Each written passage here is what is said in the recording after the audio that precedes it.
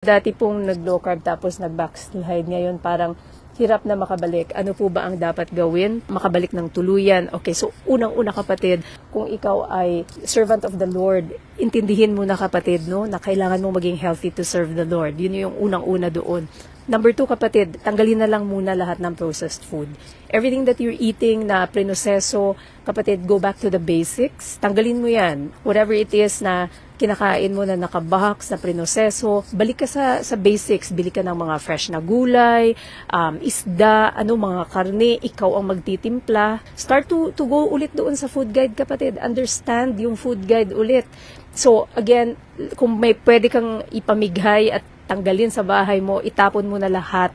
Kasi as long as you're eating those things, mahihirapan ka talaga na mag-low carb. Tapon lahat, pamigay mo lahat ng mga processed food sa bahay mo, mag-pantry edit ka ulit, kumuha ka ng isang garbage bag o kaya kung ayaw mo magtapon, basta isang tabi mo lahat ng mga unhealthy things sa bahay mo at ipamigay mo na yan.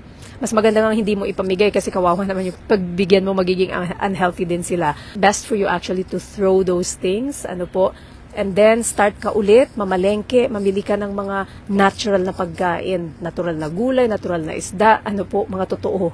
Hindi yung mga chicken nuggets, hindi ganun. Bibili ka ng totoong manok, tas ikaw yung magtitimpla nun, hihiwa-hiwain mo yun. Ikaw ang magpe-prepare talaga ng food mo. Stick doon sa protein natin. Kung talagang hirap ka, punuin mo muna ang iyong diet ng protein for the first, sabihin natin na week or 2. Proteins and fats para talagang nabubusog ka, hindi ka nagki-crave. Kasi, the protein, nasa-satisfy niya yung ating hunger. Tapos yung fat naman ay hindi ka magki-crave lagi kasi naman kapag kumakain ka ng fat, you feel full.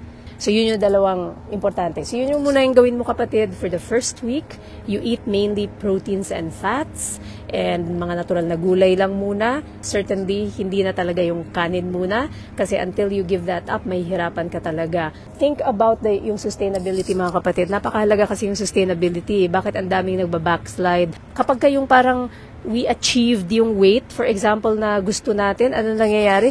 Para na tayong mga nakakampante, no?